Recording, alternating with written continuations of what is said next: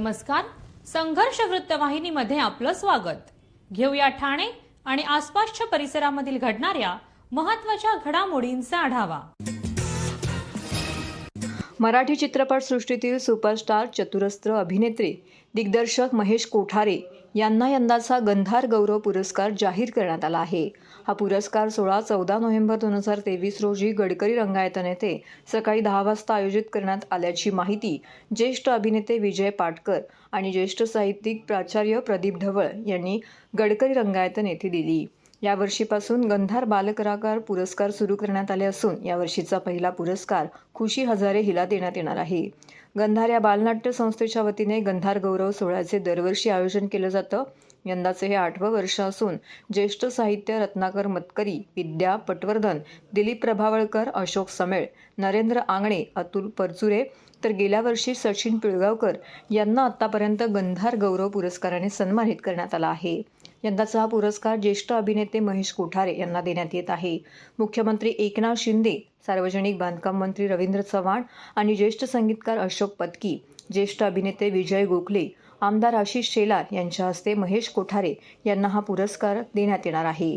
त्याचबरोबर या स्पर्धेतील नामांकन देखील जाहीर करण्यात आली असून या पत्रकार परिषदेला गंधारचे प्राचार्य मंदार टिल्लू, सुनील जोशी, अमोल आपटे, वैभव पटवर्धन इत्यादी उपस्थित होते. गौरव पुरस्कार श्री महेश कोठारे यांना घोषित झालेला आहे. यावर्षीचे मानकरी ते आहेत. मला हा पुरस्कार त्यांना मिळाला हे घोषित करताना खूप आनंद होतो की अशा माणसाला दिला जातो आहे ज्याचा बाल कलाकार म्हणून गेली 50 वर्षापूर्वी सुरुवात केली होती. छोटा जवान, तुम्हाला चित्रपट आठवत असेल तर, छोटा जवान या चित्रपटात त्यांनी काम केलं होतं. दुसरा राजा रंग हे बालकलाकार म्हणून महेश कोठारे यांनी काम केलेलं होतं. अप्रतिम चित्रपट होते. म्हणजे गेली 50-55 वर्ष महेश कोठारे काम करतो आहे आणि सातत्याने काम करतो आहे. म्हणजे कलाकार, निर्माता, दिग्दर्शक, डिस्ट्रीब्युटर अशी वेगळी काम करतो. एक मराठी चित्रपटसृष्टीला एक नवीन आयाम त्यांनी आणला. हा 70 mm सिनेमा म्हणा किंवा VFX म्हणा किंवा डॉल्बी म्हणा, असे वेगळेच ह्या ज्या टेक्निकल गोष्टी आहेत त्या महेश कोठारेने पहिल्यांदा आणल्या मराठी चित्रपटसृष्टीमध्ये. आणि अशा माणसाला हा पुरस्कार जेव्हा घोषित करण्यात आला तर मला खूप आनंद झाला. Correct choice.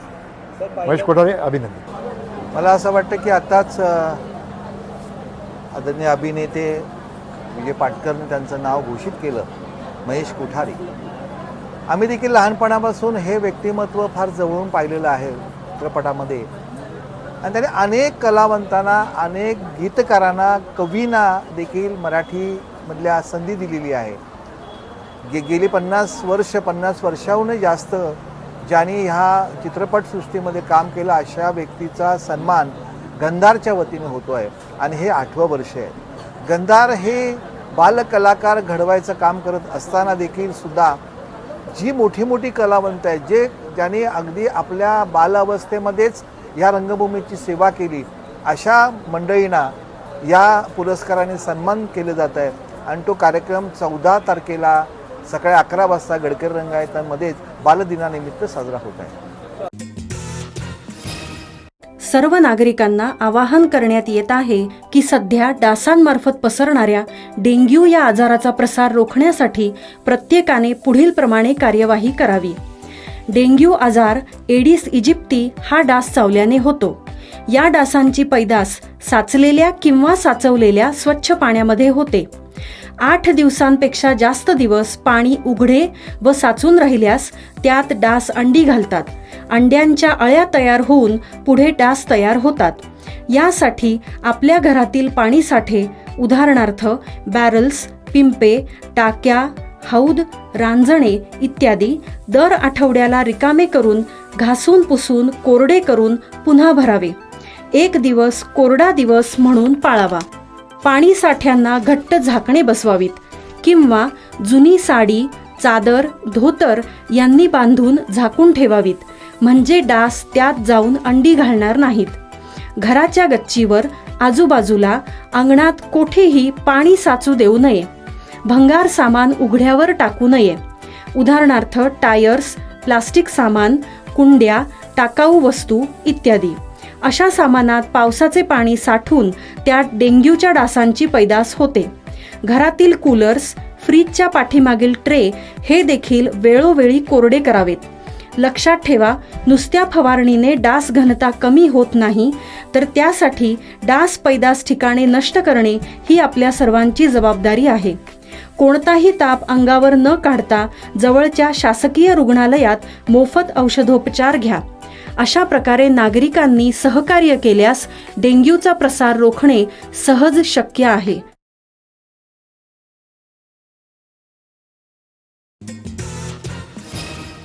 रिपाई एकतावादी मराठा आरक्षणासाठी मैदानात. राजकीय पोळी भाजून घेण्यासाठी केंद्र सरकारने मराठ्यांच्या हिताशी खेळ सुरू केला आहे. संविधानातील कलम 340 नुसार आरक्षण देणं शक्य असतानाही केंद्र सरकार सूची तयार करत नाहीत.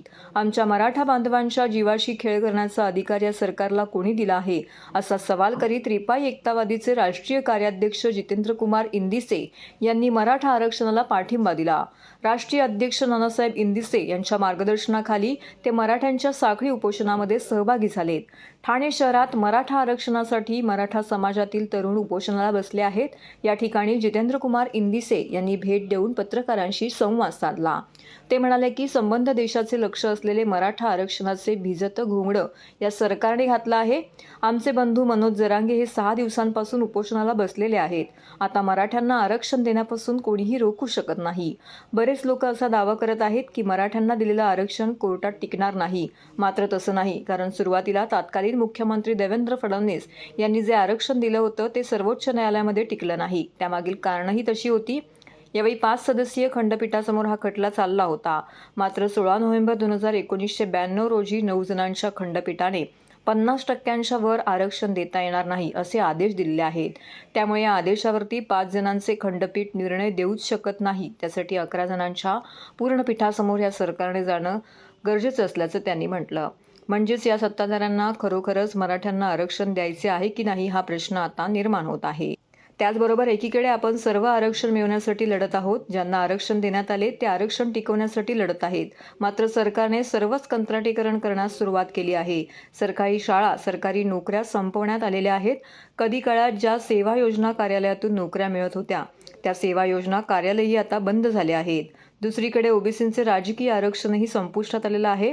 अशा स्थितीमागे आपण सर्व जाती समूहांनी एकत्र येऊन हा लढा उभारून कंत्राटीकरणाचा विरोध केला पाहिजे, असंही यावेळी इंदिसे यांनी म्हटलं. एक मराठा, एक मराठा, जय जिजाऊ, जय जिजाऊ. मराठा समाजाच्या मागण्या मान्य करा. ते मराठा समाजाला आरक्षण देण्याबाबत सगळे लोक बोलतात की मराठ्यांचं आरक्षण टिकणार नाही, दिलं तरी टिकणार नाही. भारतीय संविधानाच्या आर्टिकल 340 प्रमाणे आयोग नेमून आयोगाने रिपोर्ट राष्ट्रपतींना सबमिट करायचा आहे. सबमिट करून राष्ट्रपतीच्या सहीने लोकसभा आणि राज्यसभावर तो पारित करून ते आरक्षण आपल्याला मराठा बांधवांना देता येईल साध्या आणि सोप्या भाषेमध्ये. ज्याचा अधिकार केंद्र शासनाने अमेंडमेंट करून आरक्षणाचा अधिकार कधीच काढून घेतलेला आहे, म्हणून तो राज्य सरकारला अधिकार नाही आणि ते शिंदे सरकारवर पण त्याचं खापर फोडणं चुकीचं आहे, कारण त्यांना अधिकारच नाही.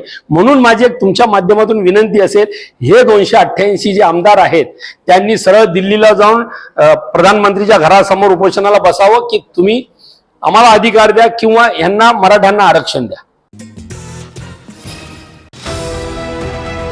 TJSB सौर शक्ती कर्ज, गो ग्रीन, करा वीज बिलावर बचत. आकर्षक व्याजदर, 84 महिने परतफेड कालावधी, 80% लोन, व्यावसायिक आणि उद्योजकांकरता सुद्धा. अधिक माहितीसाठी तुमच्या जवळच्या शाखेला भेट द्या किंवा संपर्क साधा. 1800-223-466 आणि 1800-266-3466.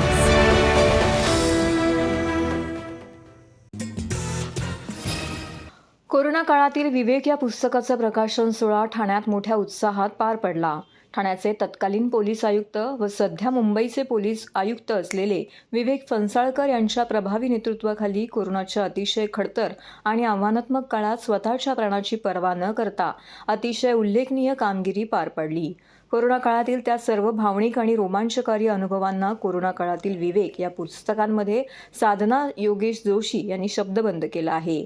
स्वजन फाउंडेशन आयोजित आणि सृजन संवाद प्रकाशित सदर पुस्तकाचं प्रकाशन सोहळा कोजागरी पौर्णिमेला ठाण्यातील सहयोग मंदिर येथे पार पडला. यावेळी मुंबई पोलीस आयुक्त विवेक फणसाळकर यांची देखील उपस्थिती लाभली. तसेच ज्येष्ठ पत्रकार डॉक्टर उदय निरगुडकर, आमदार संजय केळकर, सहपोलीस आयुक्त दत्तात्रय कराळे, नवी मुंबई महानगरपालिका आयुक्त Rajesh Narvekar, civil surgeon doctor Kailas Pawar, स्त्रीरोग तज्ज्ञ डॉक्टर महेश बेडेकर, आमदार निरंजन डावखरे यांसह इतर मान्यवर या ठिकाणी उपस्थित होते. कार्यक्रमाच्या सुरुवातीला 2.5 वर्षापासून सुरू असलेला हा लेखन प्रवास लेखिका साधना जोशी यांनी अतिशय तरलपणे मांडला. त्यानंतर पोलीस अधिकाऱ्यांनी आलेल्या चांगल्या व वाईट आठवणी सांगितल्या. तसेच पोलीस आयुक्त विवेक फणसाळकर यांनी त्या काळात पोलिसांना आपल्या पाल्याप्रमाणे जपले त्याबद्दल त्यांचे आभार देखील मानले. पोलीस दलाने किंवा सर्वच पोलीस दलाने आणि सर्वच विभागांनी केलं. मला असं वाटतं की ते नाव थोडंसं तुम्ही पार्शालिटी केली मॅडम, पण त्याच्यात तुम्ही ते विवेक नाव माझं नका समजू. तो प्रत्येकाचा जो विवेक जागृत झाला होता आणि तो जागृत झालेला विवेक ते त्या अर्थाने त्यांनी ते नाव ठेवलेलं आहे असं मला वाटतं. मला आठवत आहे की एकीकडे सगळे शास्त्रज्ञ झटत होते, शासन झटत होतं की याच्यावरती उपाय काय. उपाय फक्त वॅक्सिनच, आणि वॅक्सिन तयार होण्यासाठी 3 ते 5 वर्षाचा कालावधी लागतो. तोपर्यंत आपण जगणार कसे. आणि त्यामुळे एकदम वॉरफुटिकवरती ते काम चालू होतं. आणि ते काम चालू असताना एकीकडे काही जण कांदा आणि लसूण खा तुम्हाला कोरोना होणार नाही,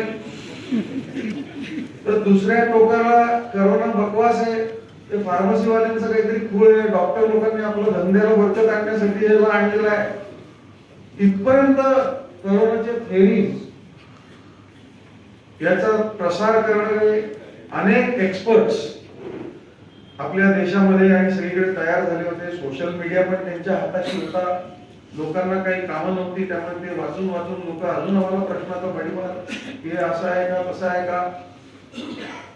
आमच्या कंट्रोल रूम मध्ये आम्ही असे लोक बसवले होते, त्यांना मी ब्रीफ करायचो की असे प्रश्न येतील, तुम्ही त्यांना प्रश्न की, कारण की आता जे नॉर्मल भाषेत आम्ही बोलतो ते त्याला बोलू शकत नव्हतं. धीर देणं ते आमचं कर्तव्य होतं. ठाणे महानगरपालिकेतर्फे आयोजित करण्यात येणारा संगीतभूषण पंडित राम मराठे संगीत महोत्सव यंदा 1 डिसेंबर ते 3 डिसेंबर या काळात होणार आहे. या महोत्सवात पंडित सुरेश तळवलकर यांना राज्यस्तरीय तसेच निषाद बाकरे यांना युवा पुरस्काराने गौरवण्यात येणार आहे. संगीतभूषण पंडित राम मराठे संगीत महोत्सवाची माहिती ठाणे महानगरपालिकेचे अतिरिक्त आयुक्त संदीप माळवी, अतिरिक्त आयुक्त प्रशांत रोडे यांनी पत्रकार परिषदेअंतर्गत दिली. याप्रसंगी उपायुक्त उमेश बिरारी देखील येथे उपस्थित होते. राम गणेश गडकरी रंगायतन येथे 3 दिवस हा महोत्सव होणार असून या महोत्सवाचे हे 28वे वर्ष आहे. तसेच पंडित राम मराठे यांच्या जन्मशताब्दी वर्षानिमित्त त्यांच्यासोबतच काम केलेल्या 7 ज्येष्ठ कलाकारांचा यावेळी कृतज्ञता सन्मान पुरस्कार देऊन त्यांचा सन्मान करण्यात येणार आहे. तसेच हा महोत्सव विनामूल्य असून रसिकांनी कार्यक्रमाला भरभरून प्रतिसाद द्यावा असं आवाहनही आयुक्त संदीप माळवी यांनी केलं आहे. यावेळी वर्षी महोत्सवात नामवंत आणि ज्येष्ठ कलाकार तसेच नवोदित कलाकार यांचा सुरेल संगम रसिकांना अनुभवता येणार आहे. महोत्सवाचा आरंभ शुक्रवारी 1 डिसेंबर रोजी सायंकाळी पंडित राम मराठे यांचे नातू युवा कलाकार भाग्येश मराठे यांच्या गायनाने होईल. त्यानंतर पुरस्कार वितरण सोहळा होईल. पहिल्या दिवसाची सांगता ज्येष्ठ सरोदवादक सुजात खान यांच्या सरोद वादनाने होईल. त्याचबरोबर शनिवारी 2 डिसेंबर रोजी दुपारी ज्येष्ठ वादक भीमण्णा जाधव यांच्या सुंदरी वादनाने आरंभ होईल. त्यानंतर नृत्यांगना आणि अभिनेत्री शर्वरी जेमिनिस यांचं नृत्य होईल. त्यांना तबला साथ पंडित मुकुंदराज देव करणार आहेत. तर सांगता ज्येष्ठ गायिका शुभा मुदगल यांच्या गायनाने होईल. त्यांना अनिश प्रधान आणि सुधीर नायक हे साथ संगत करणार आहेत. तसेच 3 डिसेंबर रोजी सकाळच्या सत्रात युवा कलाकार शाश्वती चव्हाण यांचं गायन आणि मंजिरी वाठारे यांचं नृत्य होईल. दुपारच्या सत्रात संगीत मंदारमाला या नाटकाचा प्रयोग होणार आहे. त्याचं दिग्दर्शन पंडित राम मराठे यांचे पुत्र मुकुंद मराठे यांचं आहे. तर महोत्सवाची सांगता ज्येष्ठ गायिका अश्विनी भिडे देशपांडे आणि ज्येष्ठ गायक पंडित संजीव अभ्यंकर यांच्या जसरंगी या अनोख्या कार्यक्रमाने होणार आहे. गेली 27 वर्षे आपण पंडित राम मराठे संगीत महोत्सवाचं आयोजन करतो ठाणे महापालिकेच्या वतीने. अतिशय यशस्वीपणे दरवर्षी आपण ह्या महोत्सवाचं आयोजन करतो. हे 28व्या वर्ष आहे आणि विशेष म्हणजे पंडित राम मराठे यांचं जन्मशताब्दी वर्ष आहे. त्यानिमित्ताने विशेष कार्यक्रम यावर्षी आपण आयोजित करतो. नुकतेच आपण त्यांच्या तैलचित्राचं अनावरण केलं. यावर्षी 1, 2, 3 डिसेंबरला पंडित राम मराठे संगीत महोत्सवाचं आपण आयोजन केलेलं आहे.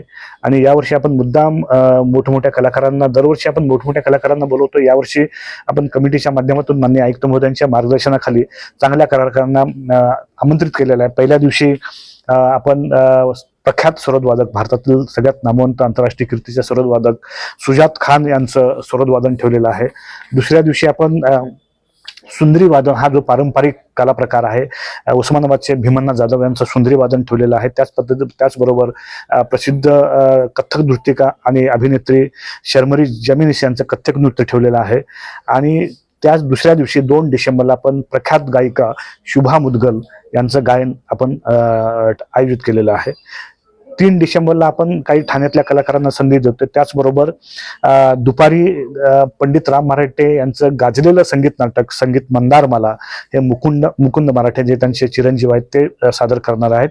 आणि संध्याकाळी आपण रात्रीचं जे सत्र आहे 3ऱ्या दिवशीचं ते जसरंगी हा गाजलेला कार्यक्रम जो आहे, ज्याच्यामध्ये पंडिता अश्विनी भिडे मॅडम आणि पंडित संजीव अभ्यंकर हे दोघे एकत्रितपणे साजरे करणार आहेत. त्यामुळे यावर्षी आपण खूप मोठ्या प्रमाणात ह्या महोत्सवाचे आयोजन केलेलं आहे. त्याचबरोबर आपण दरवर्षी पंडित राम मराठे यांच्या नावाने एक राज्यस्तरीय पुरस्कार जाहीर करतो. जो अतिशय नामांकित कलाकार आहेत त्यांना आपण राज्यस्तरीय पुरस्कारानं सन्मानित करतो. आणि एक युवा पुरस्कारानं आपण ठाण्यातले जे कलाकार आहेत त्यांना आपण युवा पुरस्काराने सन्मानित करतो. यावर्षी प्रख्यात तबलावादक तालयोगी पद्मश्री पंडित सुरेश तळवलकर यांना आपण पंडित राम मराठे स्मृती पुरस्कारानं सन्मानित करणार आहोत. त्यांच्याशी बोलणं झालं, त्यांनी होकारी कळवलेलं आहे.